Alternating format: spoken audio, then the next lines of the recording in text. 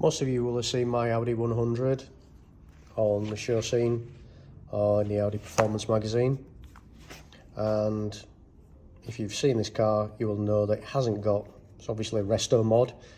All the things are different on it.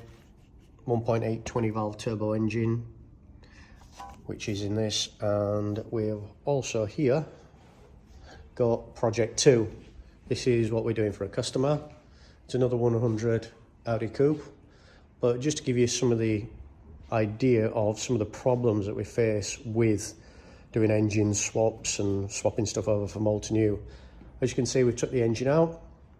I've already started taking some of the engine mounts out and some of the stuff that we don't need for the new engine, and we'll start welding some stuff up and smoothing all the engine bay shortly.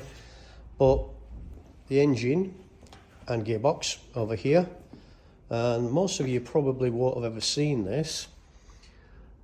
This is a 1.9 engine and it has inboard brakes on the gearbox. So you've got inboard disc brakes with your calipers, but they're actually on the gearbox itself. So your drive shaft will come out of here into your hub onto the bottom of your suspension. That's all fantastic when we're keeping with, let's say, a standard engine. But when we're doing stuff like this, where we're putting a different engine, presents us with a big problem, because that's our spring and our two bottom A-frames, top and bottom A-frame should I say, and this is our knuckle that bolts to it. So that bolts to it there. Now on the Audi 100, that's our hub, 4x100 hubs, and like I say, then you've got your drive shaft behind that and then the disc inside. Now it presents us with a huge problem because obviously we won't have any of that anymore. So this goes in the bin. We then turn to our donor vehicle, our Passat. This is the bottom of the strut from the Passat. Obviously caliper bolts to there, hub in there, and then disc on. Now this is the hub of a Passat.